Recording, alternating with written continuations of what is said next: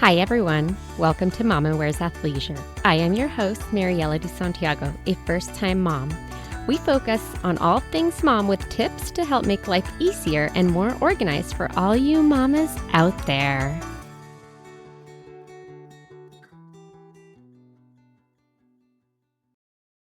Hi, everyone. Today, we're going to talk about postpartum nutrition and what this should look like after having your little.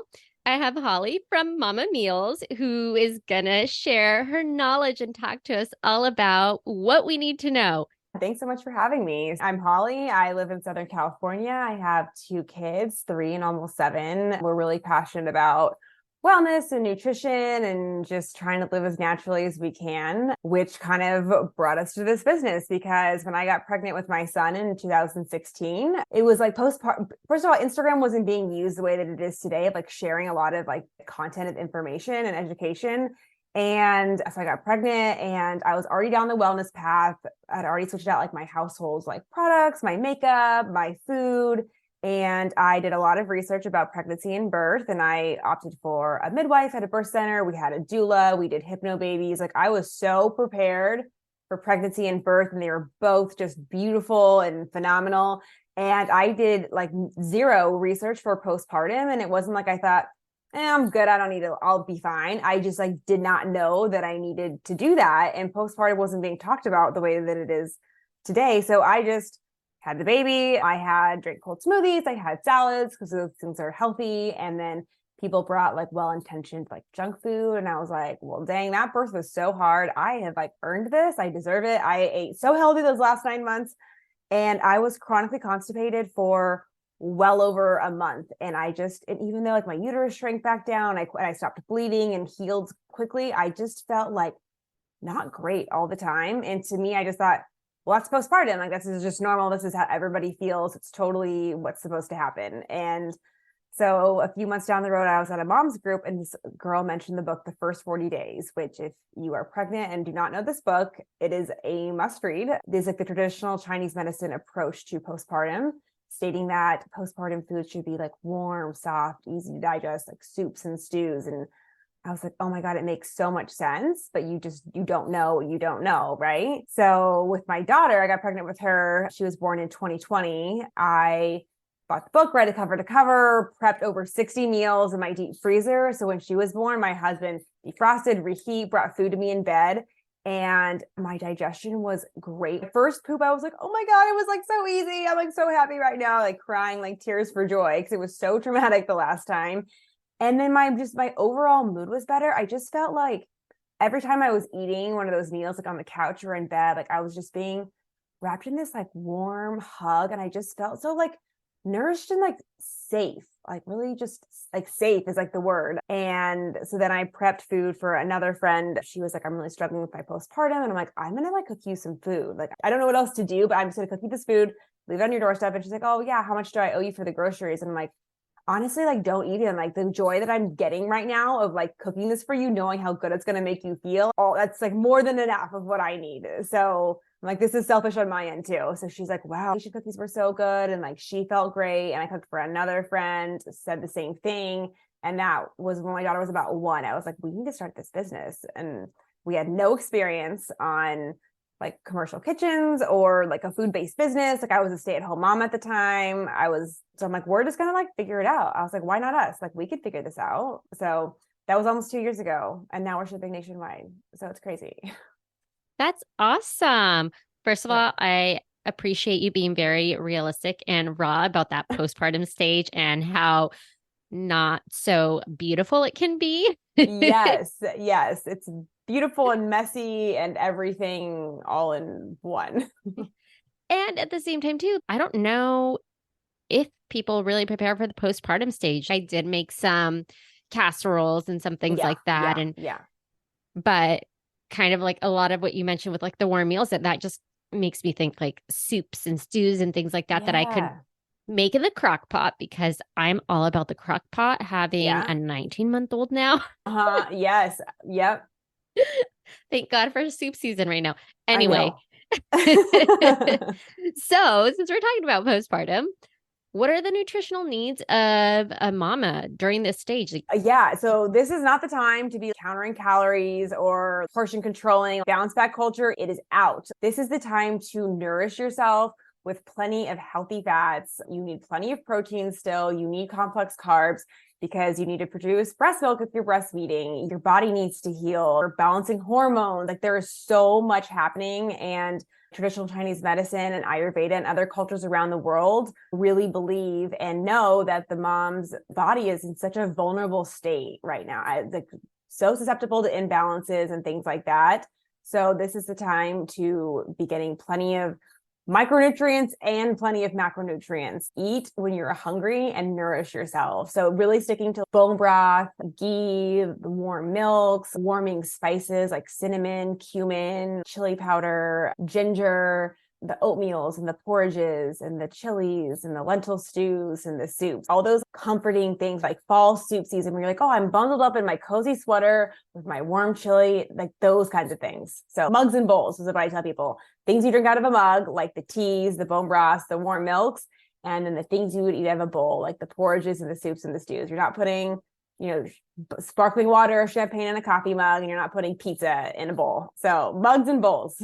Although maybe a glass of champagne after you've had a baby is okay because well deserved. Yes. I feel like you kind of already mentioned it, talked a little bit about what foods would be good. Yeah. Would you be able to go a little bit more in depth and maybe even provide any sort of the principles that are used throughout that really help us know like what is good for the recovery? Yeah, you need a lot of the healthy fats because this hormone, that shift, that drop after birth is the largest drop of hormones that you will ever experience in your whole life. If you've been through this, but it's like you are just feeling all over the place. And my husband talks about this too. We have a PDF and he wrote a page about husbands and how they can support their partners. And he's like, just think of yourself as the concierge at a 5-star resort. Like no request is too out there or big from a guest. Like you just handle it, and no matter what, the guest is always right. But yeah, I mean, especially nutrition, I always look at nutrition too. It's not even just the food you're eating. It's like the quality of your sleep. It's the quality of your community. Are you connecting with the earth? So the food is important, and that's my strength of where we come in. But it's really all the things are you feeling loved on by friends and family, or are you isolated? Are you getting your feet in the grass every once in a while and connecting with the earth? Is there somebody to help you try and get those chunks of sleep when you can and help hold the baby and things like that? I'm not a registered dietitian, so I don't like to make very specific recommendations because each person is so individual. But really it's sticking to, you need a lot of protein still, you need a lot of fat. The fat will help with your digestion, it will help balance your hormones, it will help with your mood. And then same with the complex carbs too, because especially if you're breastfeeding, you are burning so many calories at this stage. You need it. All of those things, I hope. You're so right in the sense that, yes, you're burning so many calories. I remember just being so hungry all the time. Yes. And it's hard to find the time to really make yourself anything. So if you have the ability to quickly either heat something up on the stove or throw it in the microwave or grab something that's already made to just be able to snack while the baby is eating, because it's so difficult. It's so difficult. And I know I like that you talked about the postpartum hunger, because you think you're hungry when you're pregnant and it's times 10 when you're postpartum. You have no idea what hunger is until you get to postpartum. I remember being out to breakfast with a friend who did not have any kids, and my son was 2 or 3 months old. And I remember eating my whole meal and ordering something else, and I ate all, and she was just like, oh my God, you're eating so much food. And I'm like, I'm so hungry. I don't even know what to do right now. I'm just so hungry. And that's the thing with our portions too. They're very large portions, because my worst nightmare is that somebody would make one of our meals, eat it, and then be like, well, I'm still hungry. Now what? Now I just gotta scrounge for a candy bar or something else, or that is the worst case scenario. So if you're prepping for your postpartum, overshoot what you think the portions need to be. You can always save the rest for later, but you're going to be hungry. Well, and having leftovers is always really nice. Yeah, I mean, that's a mandatory. What foods should be avoided during this time? You had kind of started off with mentioning a little bit about like what to, the yeah. smoothie. Yeah, like what you Yes. had Oh, eaten. but what? Yeah. So Ayurveda kind of says this postpartum period is 6 to 8 weeks. Traditional Chinese medicine calls it the golden month. So it's like 30 to 40 days. But you want to avoid the really cold, raw, crunchy vegetables. You want to cook your veggies, ice water, cold smoothies, things that are going to be really cold, cooling, like dry crackers, like things like that. So in Ayurveda, they talk about there's one of the doshas is vata, and that is made up of air and space. And so after you have a baby, they say your vata imbalanced because now your uterus is empty. So you're literally filled with a bunch of like air and space. So you want to avoid those kind of like airy, dry things like the crackers and the chips and the rice cakes. I ate a ton of rice cakes right after my first birth, and no wonder I was so constipated. But really just avoiding those things for a short time in the beginning, because when you have the baby, like your digestion has essentially shut down. You want to like eat those things that they say will stoke the digestive fire and bring your digestion back even stronger. So it is those warming, fiery spices like the cumin. So avoiding cold, dry, raw foods. Not forever, just in like that initial stage. Yeah, kind of like you mentioned, like the 6 to 8 weeks or the 40 days. Yeah. And everyone's different too. Like I'm very prone to those imbalances just in my regular life. So I kind of stuck more to like the 6 to 8 weeks, but maybe somebody who was not prone to that, who if they're like back online and feeling good and their digestion's great and their mood is great, maybe that's something you could incorporate a little bit sooner. So I tell people, if you really want to know, check with an Ayurvedic practitioner or a traditional Chinese medicine practitioner, and they can really assess you individually. I'll kind of have you share a little bit more about these principles because it's in your meals, you use both you use the traditional Chinese medicine that I'm going to butcher this. Ayurveda? Yes, Ayurveda. Ayurveda and Weston A Price principles. Yes. Is that right? Yes. Okay. So if you don't mind just kind of sharing how like all these three principles kind of create what you create. Hi, everyone. It's your host, Mariella.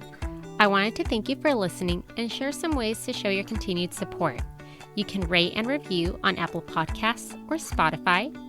Share the show with friends and family. Buy me a coffee to help with the financial cost of running a podcast. Follow me on Instagram at Mama Wears Athleisure. And finally, subscribe to my newsletter. Thank you for listening. Yeah. So the Weston A. Price Foundation is like a very broad nutritional approach. And that is really not that any foods are off limit. It's really about the quality of the foods and the proper preparation. So it's like, they're not saying, oh, don't eat grains or don't eat this. But if you are going to eat grains, like sprouted grains or like sprouted legumes. So we use like our oats and our oatmeal is sprouted oatmeal. It's easier to digest. Our lentil stew is sprouted lentils. We use grass-fed butter and grass-fed collagen peptides and pasture-raised eggs. So Weston A. Price is really about the quality of the food and proper preparation. So that's kind of where that comes from. It's kind of like a nutritional approach, all encompassing. So traditional Chinese medicine, kind of everyone's heard of like yin. We say like yang here, but they say yang, yin and yang.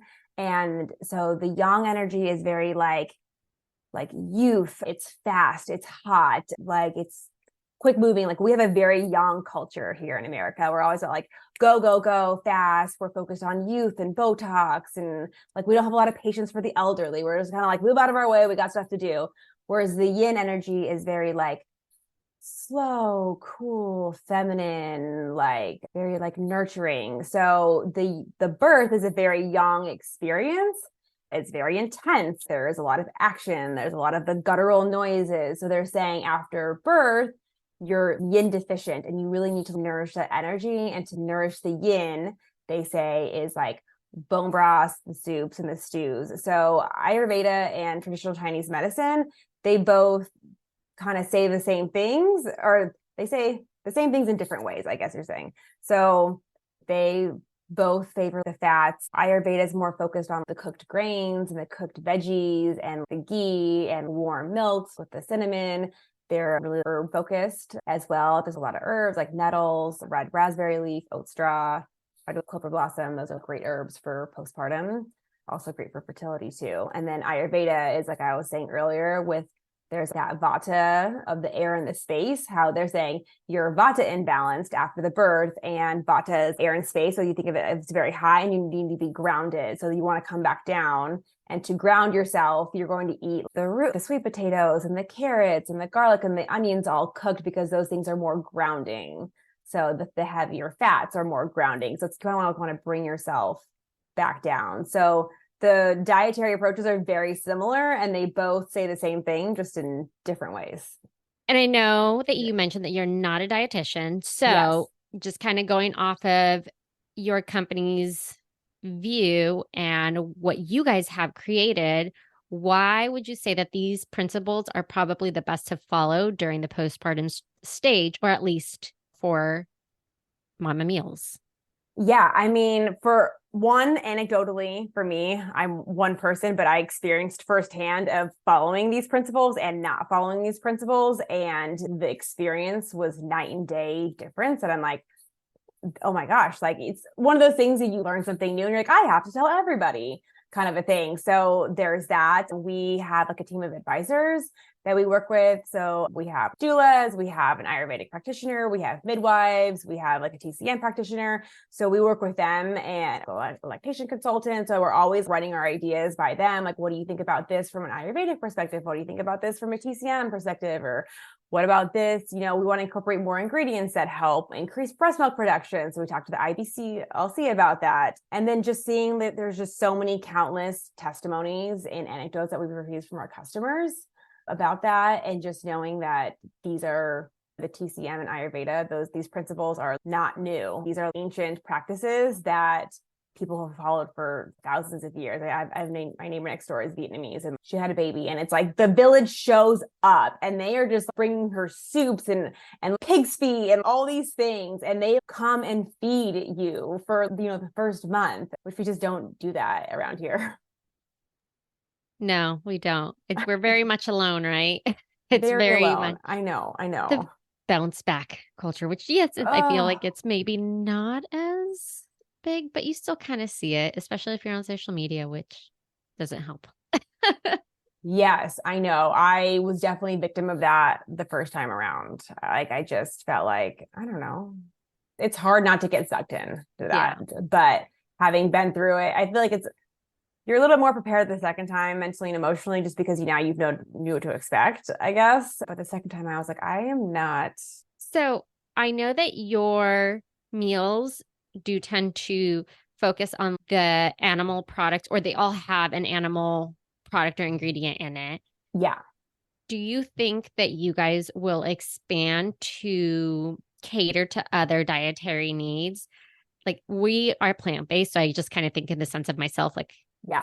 I would not want anything that has an animal product, or somebody that's vegetarian. And I know that there's so many different diets out there, but totally. Yes, that is a really good question. So it depends on what level of vegetarian people are, because like our khichdi has ghee in it. So some people are like, oh, I can tolerate the ghee. Like, that's fine with me because there's no meat in it. And like our lentil stew, it has bone broth. So some people feel like as long as there's not like pieces of meat, then they're okay with that. So obviously, if that's the case, those people are fine with like the oatmeals. And we do have a build a box option where people can customize their own box.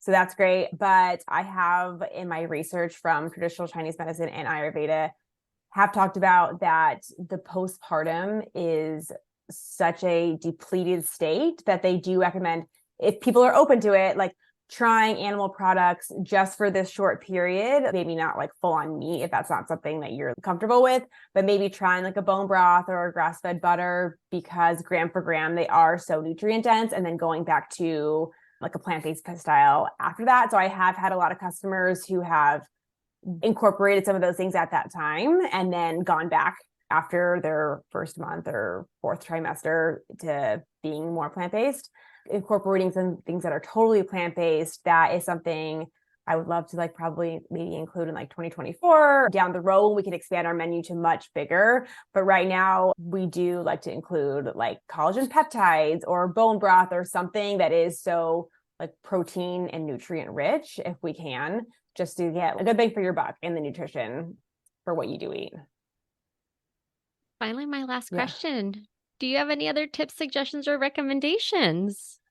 Oh my gosh. If you have the money for a postpartum doula, I would highly recommend that. If you can register for that and really prepare, don't wait for postpartum to come before you start thinking about it. This is something you should definitely be thinking about in your third trimester. Like, who's going to be walking your dogs? Who's going to be feeding the fish? Things like that. Your partner is going to be taking care of you, and they can do a lot of things, but they can't do everything, and they're going to need breaks too. So really putting together what are the tasks, trying to tie up those loose ends. And I mean, I even put all my cleaning supplies together on a little basket, and I had them on my kitchen counter. I had my vacuum out. I was like, oh, here's my broom. I had the cleaning supplies available and accessible to people. So if somebody came over, I'm like, oh yeah, there's the vacuum. It's right there. So I didn't want to, because I knew if they didn't know where stuff was, I would feel like I had to get up and show them what to do and how to do it, where I just felt like there's cleaning rags, there's cleaning supplies, there's laundry, the detergent is out here. I made it very easy for people to help me the second time, not the first time. I didn't think about it. And then also I asked for help. If somebody was coming over, I was like, hey, can you stop at Sprouts and get me this and this and this? I'll Venmo you when you get here, or whatever. There is very few times when people are going to be willing to just drop everything and help you. And having a baby is one of those times. So I would say, be shameless. Do not be afraid to ask, because people want to help, but they often don't know what to do. So if you give them, hey, I need help with this. Hey, here's a recipe. Can you cook this and put it in the containers and bring it to me so I can freeze it for my postpartum? People are willing to help. They just need to be told what to do. Such a good point. Because yes, if people are going to offer the help, you might as well take it. Yes, take it and ask.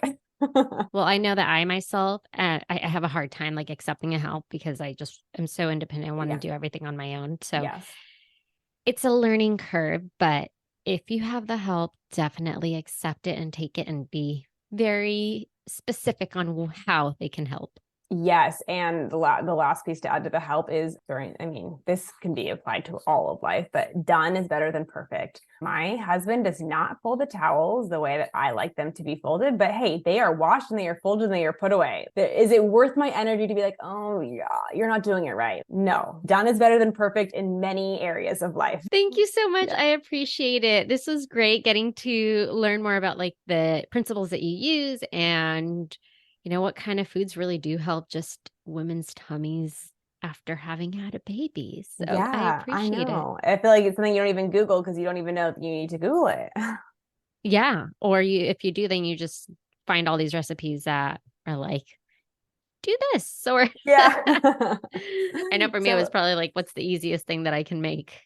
I know. I think I prepped one thing. Like, I was only going to eat one time. I mean, you really don't have time. It's really hard to. And then you forget. Even now, I forget that I haven't had lunch. Yeah, I know. You got to be on top of it. You got to remember to eat. Well, thank you again. Yeah, thanks for having me. Thank you for listening. Tune in next week for our next episode. You can find us on Instagram for more updates and tips. Be sure to subscribe wherever you listen to your podcasts, and give us a review if you like us.